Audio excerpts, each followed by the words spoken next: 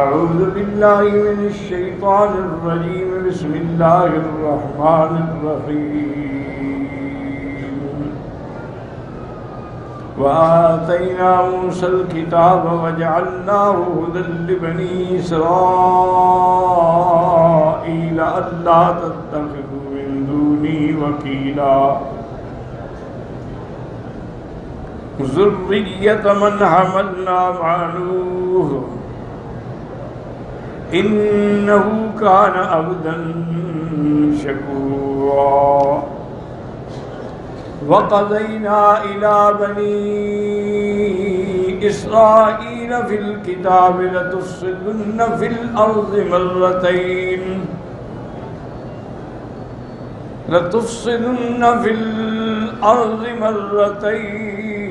ولتعلن علوا كبيرا.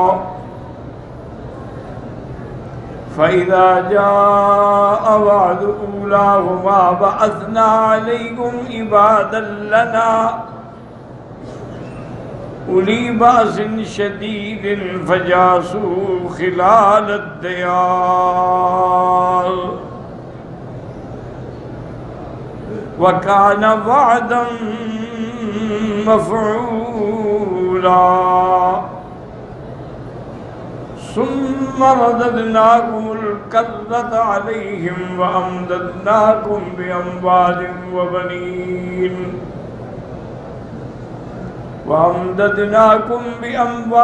وبنين وجعلناكم أكثر نفيرا. إن أحسنتم أحسنتم لأنفسكم وإن أسأتم فلها. فإذا جاء وعد الآخرة ليسوءوا وجوهكم وليدخلوا المسجد كما دخلوه أول مرة وليتبروا ما علوا تتبيرا. عسى ربكم أن يرحمكم وَإِنْ عُدْتُمْ عُدْنَا وَجَعَلْنَا جَهَنَّمَ لِلْكَافِرِينَ حَصِيرًا. اللہ تبارک و تعالی نے قرآن مقدس کی ان آیات مبارکہ میں بنی اسرائیل کے بارے میں ارشاد فرمایا ہے. اس کی وجہ کیا ہے کہ بھی واقعہ تو بیان ہو رہا تھا معراج کا. اسراء اور معراج کے فوراً بعد پھر موسیٰ علیہ السلام کا ذکر جو ہے اس کا کیا مقصد ہے؟ ایک دو علماء نے یہ بھی لکھا ہے کہ اصل میں قصہ یہ ہے کہ موسیٰ علیہ السلام کا اور حضور پاک کا قرآن پاک میں بہت ساری جگہوں پر اکٹھے ذکر آیا. اسی طرح قرآن کا بھی اور تورات کا بھی ذکر آیا ہے. تو اس وجہ سے اللہ تبارک و تعالی نے یہاں بھی حضور صلی اللہ علیہ وسلم کی عظمت معراج کے بعد موسیٰ علیہ السلام کا ذکر فرمایا. اصل بات یہ سمجھیں کہ جب اتنا بڑا معجزہ معراج کا ہوا اور پھر مکے والوں نے باقاعدہ تحقیق کی، سوالات کیے، ان کے جواب بھی میرے مدنی پاک نے ایسے صحیح عطا فرمائے کہ جو حقیقت کے مطابق واقع تھے، پھر بھی وہ ایمان نہ لے آئے. تو اس لیے اللہ نے بعد میں بنی اسرائیل کا قصہ ذکر کیا کہ یہ ان کا بھی وہی مزاج ہے جو بنو اسرائیل کا تھا کہ معجزات دیکھتے تھے لیکن بعد میں پھر نہیں مانتے تھے.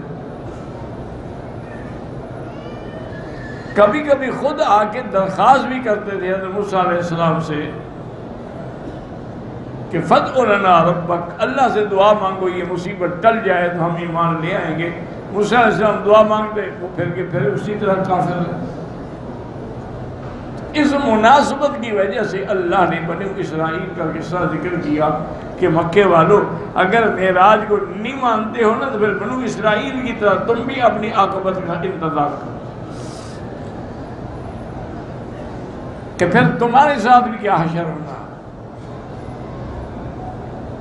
اور انہی آیات مبارکہ میں اللہ تبارک و تعالی نے بالاختصار یہ فرمایا ہے اپنا کہ تم دوبارہ کوئی ایسی حرکت نہ کرو لیکن تم آزمائے جاؤ۔ تو بنو اسرائیل پر تقریباً 6 دفعہ اللہ نے عذاب مسلط کیا۔ سب سے پہلے تو مصر کے ایک بادشاہ نے آ کے چڑھائی کی اور اس نے ٹھیک ٹھاک بنو اسرائیل کو سزا بھی دی اور لوٹا بھی، لیکن اس نے مسجد اقصی کو نہیں چھیڑا، واپس چلا گیا۔ انہوں نے پھر دوبارہ فساد شروع کر دیا تو ایک اور اس کے بعد جو مصر کا بادشاہ آیا تھا اس نے پھر چڑھائی کی، اس نے بھی ان کو کافی سزا دی، لوٹا، لیکن مسجد اقصی کو کچھ نہیں کہا۔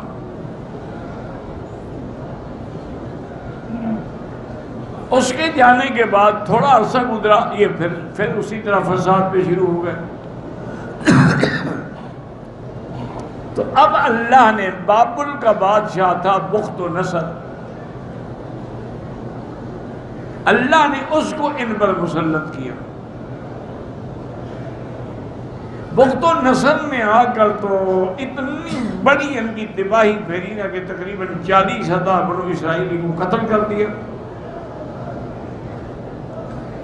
اور مسجد اقصی کے اندر جو خزانہ تھا مسجد اقصی کا، جو جنات نے جمع کیا تھا، حضرت سلیمان علیہ السلام کے کہنے سے، اور جو انہوں نے سونے کی اینٹیں اور چاندی کی اینٹیں اور زمرد اور جواہر اور یواقیت مسجد میں لگائے، وہ بھی سب اکھاڑ کے لے گیا۔ یعنی مسجد اقصی سے جو اس نے لوٹا ہے نا 1,70,000 گاڑیاں لاد کے وہ اپنے ملک میں لے گیا، اور ان کا بھی قتل عام کیا۔ اللہ کی شان ہے کہ پھر ایک ایران میں بادشاہ آیا، اس نے بابل پر حملہ کیا اور بخت نصر کو قتل کر دیا، اور اس نے پھر اسرائیلیوں کو دوبارہ آباد کیا۔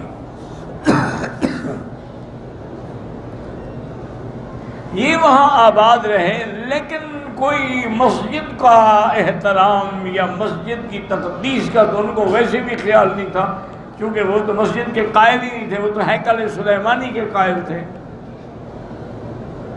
ان کے دلوں میں تو کوئی احترام نہیں تھا، جیسے آج بھی نہیں ہے۔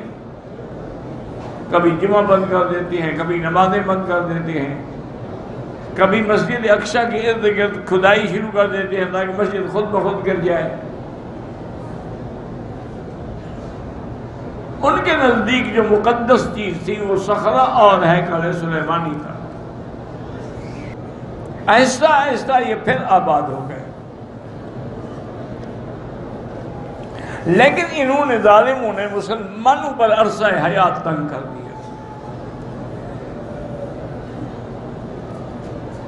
جیسے آج بھی آپ دیکھ رہے ہیں کہ فلسطینیوں کے ساتھ وہ جو کچھ کر رہے ہیں، یعنی ان کے پاس غلیل ہیں، پتھر ہیں، روڑے ہیں، تیر کمان ہیں، اور ان پر وہ باقاعدہ جہازوں کے ساتھ پرواز کر کے ان پر ایٹم گراتے ہیں۔ نہت تھے کشمیری بیچارے،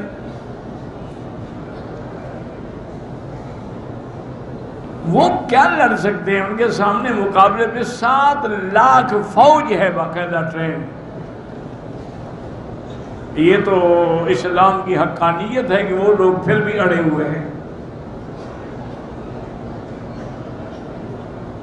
اچھا، مشکل یہ ہے کہ پتہ نہیں آپ حضرات کے علم میں ہے یا نہیں ہے، فلسطینی بیچارے 2 مصیبتوں میں مبتلا ہیں۔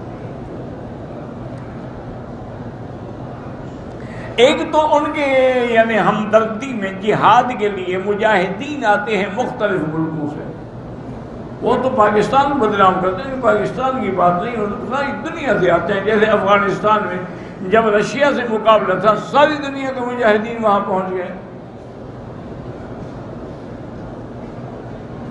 اسی طرح وہاں ہے. اچھا اب اگر فلسطینی مجاہدین کا راز افشا کریں کہ جی فلاں گھر میں تو مجاہد ٹھہرے ہوئے ہیں، تو مجاہدین ان کو گولی مارتے ہیں. اچھا تم مخبر ہو، ہمارے راز کھولتے. اچھا اگر راز افشا نہ کریں تو پھر یہودی ہندو فوج ان پر حملہ کرتی ہے. یہاں دونوں طرف سے عذاب دیں.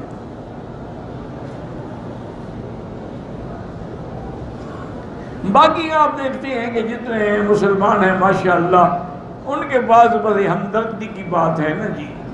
عملاً تو کوئی ان کی مدد نہیں کرتا. زبانی کلامی باتیں بیان، ان سے کیا ہوتا ہے؟ ان کا وہ پیٹ بھر جائے گا.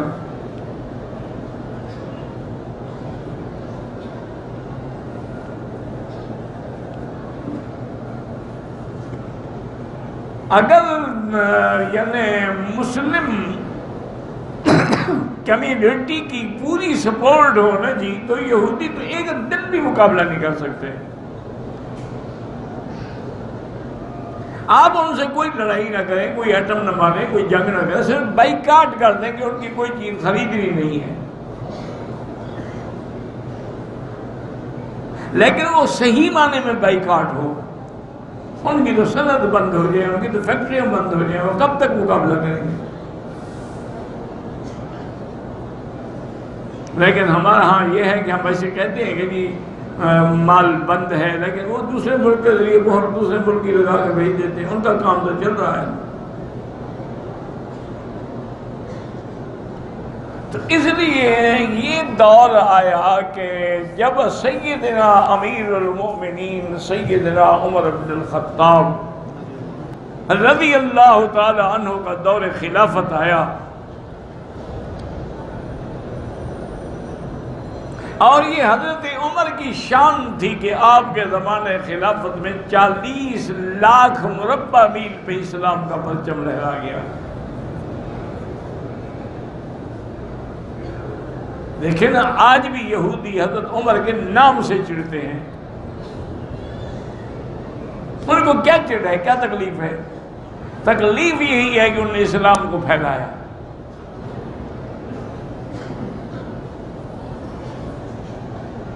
اسی طرح آپ کے انڈیا کی آپ تاریخ اٹھا کے پڑھیں، اس میں لکھا ہوگا فرشتہ، تاریخ فرشتہ یا تاریخ ہند یا اور بھی کئی کتابیں انڈیا کی تاریخ میں چھپی ہیں. جو انڈیا ایک ملک ہے، ایک تاریخ ہے.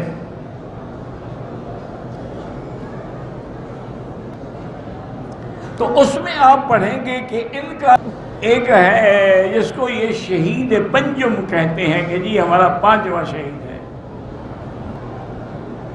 لیکن اس زمانے میں بادشاہ جو ہے وہ نور جہاں ملکہ کے قبضے میں تھا اور وہ اس کا استاد تھا. اس نے کسی طریقے سے بادشاہ کو کہا کہ میرا استاد ہے وہ آنا چاہتا ہے. انہوں نے کہا بالکل بلائیں، کیونکہ وہ اکبر تو خود بھی لادین آدمی تھا نا، اس کا اپنا بھی تو کوئی مذہب نہیں تھا. ہندوؤں سے شادی، سکھوں سے شادی، مسلمانوں سے شادی، اتفاق کر رہا ہے سب ہم اکٹھے ہو جائیں گے شادی کرتے ہیں. ہر مذہب سے ہمارا، انہوں نے اپنا دین اکبری ایجاد کیا. اور وہ بنانے والے کون تھے؟ وہ بنانے والے دونوں بھائی تھے، فیضی اور اس کا بھائی. یہ دونوں شیعہ تھے بنتے ہیں، لیکن ایک ذرا معتدل تھا، ایک کٹر شیعہ. وہ آ گیا اس کا استاد. اب اس نے سب سے پہلے تو اپنے پاؤں جمائے نا جی کیبنٹ میں اور ممبران میں اور بڑے بڑے لوگوں سے تعلق رکھا. جب اس نے دیکھا کہ اب میں مضبوط ہو گیا ہوں، اب مجھ پر کوئی ہاتھ نہیں ڈال سکتا ہے، تو اس نے ایک شعر کہا تھا جس کا مطلب یہ تھا کہ مجھے اپنی عمر سے بھی اس لیے نفرت ہے کہ اس میں بھی عمر کا نام آتا ہے.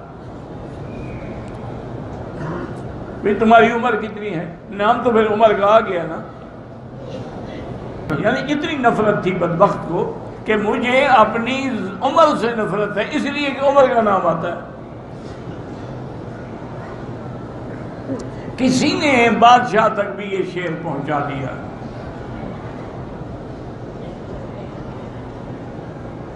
بادشاہ تک جب یہ شعر پہنچا تو بادشاہ نے حکم دیا کہ اس کو کل دربار میں پیش کیا جائے.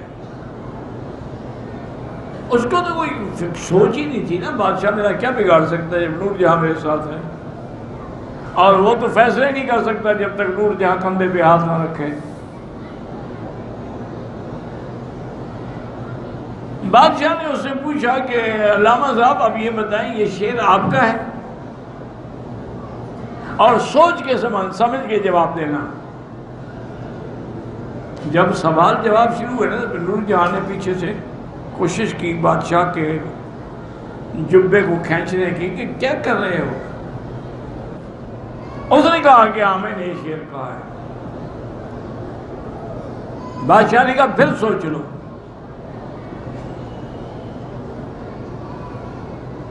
اس نے سوچا. اتنی دیر میں ملکہ نے آپ کے قمیض کو باقاعدہ کھینچا زور سے. تو بادشاہ نے وہیں بیٹھے بیٹھے پیچھے دیکھا بھی نہیں، جلدی سے اپنا الٹا ہاتھ مارا بیگم کو اور کہا کہ جان من جان دادم ایمان نہ دادم. انہوں نے کہا بات سنو، تمہاری ناراضگی پر میں مر جاؤں گا، زیادہ سے یہی ہوگا، میں جان دے سکتا ہوں لیکن ایمان نہیں قربان کر سکتا. عمر کی توہین نہیں کر، سزائے موت دی جاتی ہے. اس کو باقاعدہ سزائے موت دی گئی، وہ ان کا شہید پنجم ہو گیا. تو یہ بدبخت قوم ایسی ہے کہ یہ ہمیشہ کسی نہ کسی، اس لیے ان کو سیدنا عمر سے نفرت ہے. سیدنا عمر کو پتہ لگا اس وقت ابی عبیدہ بن الجراح جن کا لقب تھا امین هذه الامہ، حضور کی امت کا سب سے بڑا امانت والا،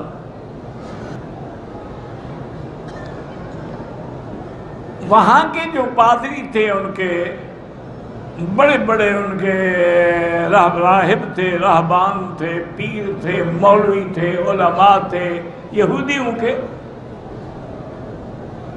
ان کے ہاں بھی بڑے پڑھے لکھے لوگ. اب بھی دنیا کی سب سے اچھی یونیورسٹیاں جو ہے بدقسمتی ہے وہ یہودیوں کی ہیں. مسلمان تو ماشاءاللہ گوشت کا کاروبار کرتا ہے نا، اس کو کیا پڑھنے پڑھانے سے. میرے ایک دوست فوت ہو گئے بیچارے، اللہ اس کی قبر پہ رحمت کرے، عبد الرحمن اوان. بہت بڑا پڑھا لکھا آدمی تھا، بہت بڑا یعنی پولیٹیکل مائنڈ رکھنے والا آدمی تھا. بڑے بڑے لوگ اس سے آ کے رائے لیتے تھے. پھر اس نے کاروبار شروع کیا تو یہ مشینری جو ہے نا، زرعی مشینری، اس کا بڑا وہ وپاری تھا یا سمجھے ایجنٹ تھا. اس نے مجھے خود سنایا تھا کہ میں گیا لندن. جب میں کالج میں پڑھتا تھا تو ہمارا ایک پروفیسر تھا، وہ انگریز تھا، وہ ہمیں پڑھاتا تھا. میں نے دیکھا کہ میرا استاد اور اس کی بیوی، میں دوڑ کے، ہمارے لوگوں کو استاد کی تو عزت ہوتی ہے نا، چاہے وہ کوئی ہو، انگریز ہو، ہندو ہو، کوئی بلا ہو. میں دوڑ کے اس کو جا کے ملا. اس نے مجھے دیکھا تو اس زمانے میں بھی اس کو کہتا تھا کہ گڑبڑ، تم گڑبڑ زیادہ کرتا ہے. انہوں نے کہا مسٹر گڑبڑ؟ انہوں نے کہا ہاں میں وہی گڑبڑ ہوں. تم یہاں گئے تھے؟ انہوں نے کہا استاد میرے ساتھ ہوٹل پہ چلے. انہوں نے کہا نہیں، میں نے کھانا تو کسی جگہ میری اپائنٹمنٹ ہے. انہوں نے کہا چلو چائے پی لیں. زبردستی میں ان کو ہوٹل میں لے گیا. اس نے پوچھا آج کل کیا کام کرتے ہو عبد الرحمن؟ میں نے کہا جی میں تو آج کل سیمنز کمپنی جو دنیا کی ملٹی نیشنل کمپنی ہے ان کا پورے پاکستان کے ایک صوبے کا ایجنٹ ہوں. میں نے بڑے فخر سے اس کو بتایا. اس نے کہا بڑے بیوقوف ہو تم. میں نے کہا کیا بتا؟ انہوں نے کہا مسلمانوں کا مشینری سے کیا کام؟ مسلمانوں کے ملک میں گوشت کا کام کرو، یہ کچا بھی کھاتے ہیں پکا بھی کھاتے ہیں، تمہارا کام چلتا رہے گا. یہ مشینری کا کام کیا ہے؟ 100 میں سے 10 آدمی بھی نہیں کریں گے. تم بڑے پاگل آدمی ہو. تو ہمارا حال تو یہ ہے نا جی کہ آج دشمن ہماری یعنی بخاری شریف پہ ریسرچ جتنا یہودی کر رہا ہے، نعوذ باللہ ہم نہیں کر رہے.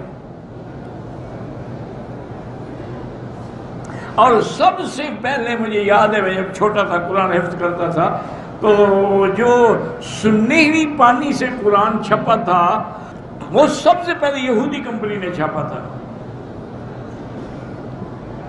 آج کل بھی شاید ہو 1000-1200 ریال قیمت ہوگی اس کی، کیونکہ اس میں سونے کا پانی لگا ہوا تھا ایسا. اس زمانے میں 500 ریال.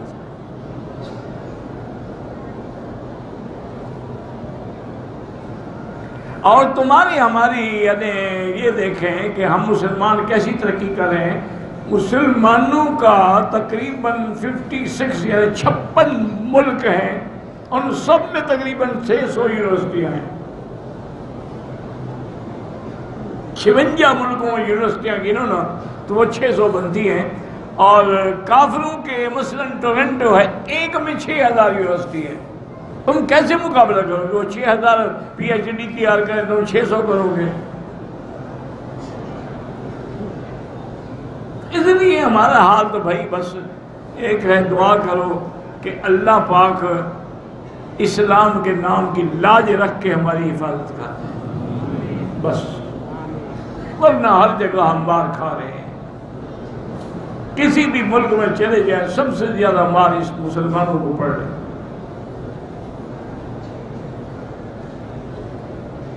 تو ابو عبیدہ بن الجراح کے پاس وہ سارے ان کا وفد آیا. انہوں نے کہا ابو عبیدہ دیکھو ہم تورات کے علماء ہیں،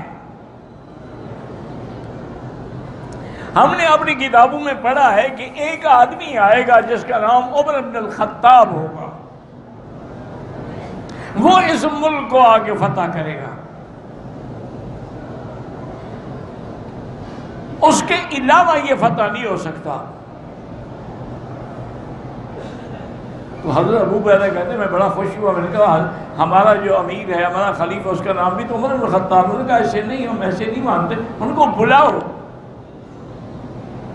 ان کی نشانیاں کتابوں میں لکھی ہوئی ہیں کہ قد ایسے ہوگا، شکل ایسے ہوگی، آنکھیں ایسے ہوں گی، بال ایسے ہوں گے، لباس ایسے ہوگا. میں وہ ہم ساری نشانیاں دیکھیں گے. اگر یہ وہی عمر ہے تو ہم بغیر لڑائی کے چابیاں دے دیں گے، اور اگر یہ وہ عمر نہیں ہے تو پھر ہم جنگ کریں گے، تم جیت نہیں سکتے ہو. حضرت ابی عبیدہ نے، اس زمانے میں کوئی ہوائی جہاز تو نہیں تھے جی، تیز رفتار گھوڑے استعمال ہوتے تھے ڈاک کے لیے، اور ہر یعنی 50-100 میل کے بعد چوکی ہوتی تھی، وہاں تازہ دم گھوڑے انتظار میں ہوتے تھے کہ وہ خط آیا، اس نے لے لیا، وہ آگے چل پڑا.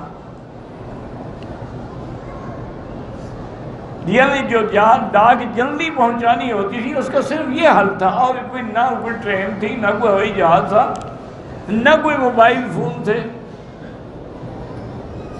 اب تو 1 سیکنڈ لگتا ہے نا موبائل فون پہ رابطہ کرنے سے. پہلے تو بڈھی شڈی دلالی کرتی تھی، اب تو ٹیلی فون دلال آ گیا لڑکیوں اور لڑکوں کے درمیان. کسی کو پتہ بھی نہ لگے، کام بھی چلتا رہے، چیٹنگ بھی ہوتی رہے. رضائی اوڑھی ہوئی اندر چیٹنگ کر رہی. کبھی دیکھا ہے آپ نے اپنی لڑکیوں کا موبائل لے کر اس میں کیا کیا بھرا ہوا ہے، کتنا گند ہے اس میں؟ ایک دفعہ تو تجربہ کر کے دیکھ لو، کان پکڑ لو گے کہ میں نے اللہ کے حرم میں سچی بات کہی تھی لیکن عمل کرنے کی ہمت ہو. فَسَتَذْكُرُونَ مَا أَقُولُ لَكُمْ، یاد کرو گے کہ کبھی کسی نے ہمیں کہا تھا.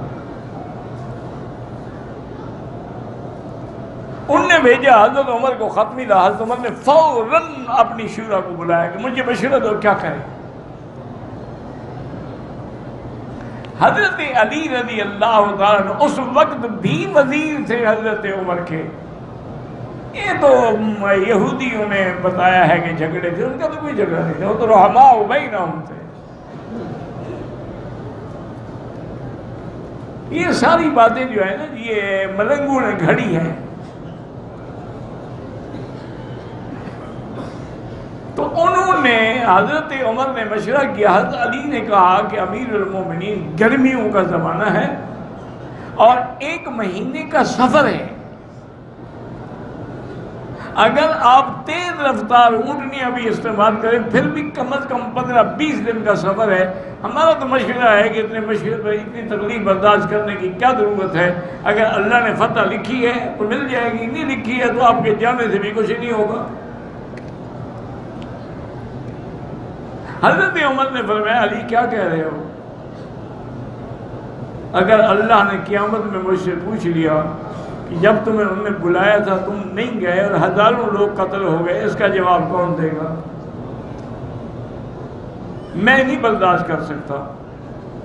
حضرت عمر چل پڑے اور اپنے غلام سے یہ شرط رکھی کہ بھی ایک منزل میں بیٹھوں گا اونٹ پہ، تم چلو گے، پھر ایک منزل میں چلوں گا تم اوپر بیٹھو گے. انہوں نے کہا نہیں چلنا، پھر میں اور ملازم دے جاؤں گا. اسی طرح بہرحال چلتے چلتے چلتے اللہ نے ان کو پہنچا دیا.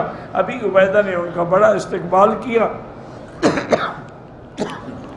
اور ابارکہ اور ان کے جو ان کو بھی اطلاع کر دی کہ ہمارا خلیفہ تشریف لے آئے ہیں. اور جب دن صبح مقرر ہوا کہ جی 10 بجے اکٹھے ہوں گے اور وہاں سامنے آمنے بات ہوگی، تو حضرت ابی عبیدہ نے عرض کیا کہ امیر المومنین یہ آپ کے کپڑوں پہ پیوند لگے ہوئے ہیں، میلے کچیلے کپڑے ہیں، آپ مہربانی کریں. اللہ نے اب تو مسلمانوں کو بہت کچھ دے دیا ہے، ہم بیت المال سے کسی بادشاہ کا لباس لے کے آتے ہیں تاکہ کل جب پہن کے جائیں تو ان کو پتہ تو لگے نا مسلمانوں کا بادشاہ کیا ہے. اور ایک خوبصورت گھوڑا لائیں گے، اس پہ بیٹھیں گے. مریم بھی اونٹنی پہلے کمزور تھی، اب سفر کے بعد ویسے بھی مرنے کے قابل ہو گئی ہے. اچھا ٹھیک ہے. اب ساتھیوں کی بات بھی تو رد نہیں کی جا سکتی نا. جب گھوڑا آ گیا حضرت نے غسل کیا اور ایک شاہی لباس پہنا، گھوڑے پہ سوار ہونے لگے. پاؤں رکاب میں تھا، دوسرا ابھی اوپر نہیں رکھا تھا کہ جلدی سے چھلانگ مار کے نیچے اترے اور کہا ہلاک عمر، ہلاک عمر، ہلاک عمر، عمر برباد ہو گیا. حکم دیا کہ ابو عبیدہ میرا لباس لے آؤ اور میری اونٹنی لے کے آؤ. فوراً لباس پہنا، اسی اونٹنی میں بیٹھے آگے گئے. وہ کتابیں لے کے کھڑے ہوئے تھے، ایک ایک انگ کو انہوں نے دیکھا. انہوں نے اعتراف کر لیا کہ واقعی یہ صحیح معنی میں عمر بن الخطاب ہے اور خلیفہ محمد مصطفیٰ. یہ سب کچھ مان سکتے ہیں، عمر کا نام نہیں مان سکتے. انا للہ، دعا کرو حرم میں بیٹھے ہو اللہ ان کو ہدایت. کوئی ہمارے دشمن تو نہیں ہے نا بھائی. ہماری کیا دشمنی ہے بریلویوں سے، شیعہ سے؟ کوئی زمین کا جھگڑا ہے، کوئی رشتہ داری کا جھگڑا ہے؟ اللہ کے دین کے لیے ناراضگی ہے، اللہ کے دین کا جھگڑا ہے. اس لیے دعا کیا کریں بجائے بد دعا دینے کے. دعا بھی تو کر سکتے ہو نا. جیسے بی بی رابعہ بصریہ نے ایک بات کی تھی، سونے کے پانی سے لکھنے والی ہے. وہ اپنی ساتھیوں کے ساتھ جا رہی تھی، دیکھا کہ ایک آدمی نے رسی باندھی ہوئی ہے، سرکس والے تھے، وہ رسی پر چل کے تماشا دکھا رہا ہے، کرتب دکھا رہے ہیں اور لوگ پیسے پھینک رہے ہیں. تو آپ نے دیکھا فرمایا ھذا خیر من اصحابنا، یہ ہم لوگوں سے زیادہ بہتر ہے. تو وہ بیویاں حیران ہو گئی، انہوں نے کہا کیا کہہ رہے ہیں؟ ہم رات دن اللہ کے ذکر میں ہیں، یہ سرکس میں ہے، وہ ہم سے اچھا ہے. فرمایا کہ انہ یکسب الدنیا بالدنیا، یہ پیسے دنیا کو دنیا سے کما رہا ہے اور ہم دنیا کو دین کے نام سے کماتے ہیں. کہیں مدرسہ بنا لیا، کہیں مسجد بنا لی، کہیں پیر بن گیا. سب سے آسان کام پیری والا ہے، اس میں کچھ بھی نہیں لگتا نا جی. اگر آدمی جاہل ہو نا، سب سے بڑی پیری ہے کہ بولے ہی نہیں، بس وہ بڑا پیر ہے، کیونکہ حضرت بولتے نہیں ہیں. کوئی آپ کا کام ہوگا تو اشارہ کر دیں گے ہو جائے گا یا نہیں ہوگا، بس حضرت بولتے نہیں، بس پیری چمک اٹھے گی، فکر نہ کریں آپ. مولوی کو تو بولنا پڑتا ہے، دوسرے صفحے پر تو اس کا علم کھل جاتا ہے کیا کہہ رہا ہے. بڑے بڑے آپ کے جو آج کل اسکالر بنے ہوئے ہیں نا، ان کو قرآن شریف میں ایک صفحے کا ترجمہ بھی نہیں آتا، بلکہ بعض کو تو قرآن شریف پڑھنا بھی نہیں آتا.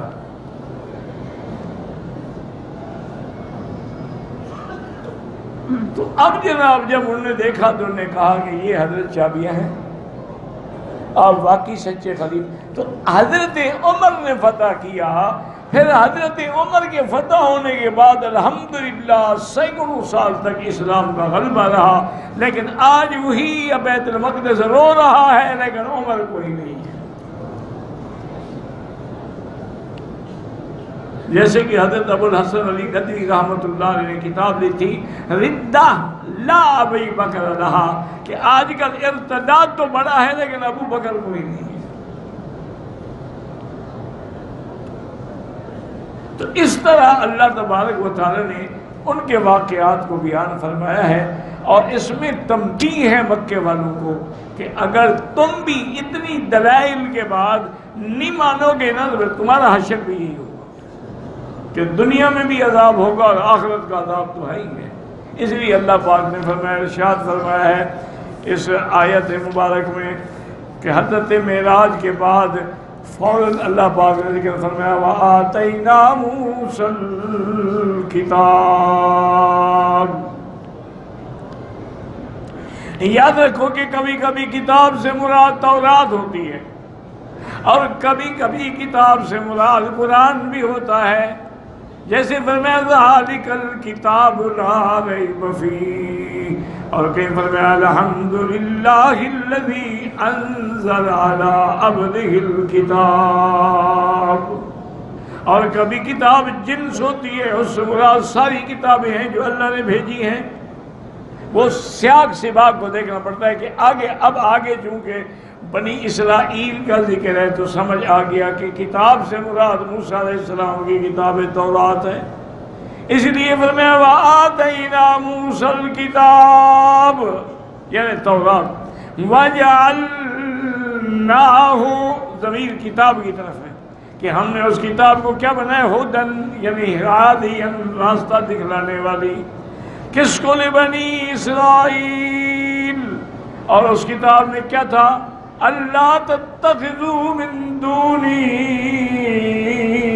وکیلا، اس کتاب میں یہ حکم تھا کہ تم میرے سوا کسی کو اپنا نگران نگہبان مددگار نہ سمجھو، اور پھر فرمایا ذریۃ من حملنا مع نوح، کہ یہ اولاد ہے ان لوگوں کی جن کو ہم نے نوح علیہ السلام کے ساتھ کشتی میں نجات دی تھی، کیونکہ باقی تو کوئی بچے ہی نہیں نا، صرف وہی لوگ بچے تھے جو حضرت نوح علیہ السلام کے ساتھ تھے، اور تقریباً وہ 80-82 آدمی تھے، پھر وہ بھی مر مر آ گئے، پھر ان کے 3 بیٹے تھے حام، سام، یافس، پھر آگے اللہ نے ان تینوں سے پوری دنیا پھیلائی، اسی لیے نوح علیہ السلام کو آدم ثانی بھی کہا جاتا ہے۔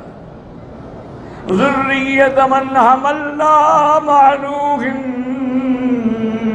یعنی اصل میں خطاب ہے کہ یا ذریۃ من حملنا مع نوح، احسان ہے کہ ہم نے تم کو بچایا، تم ان کی اولاد ہو، اور پھر بھی تم اللہ کا شکر کرنے کے بجائے نہ شکری کرتے ہو۔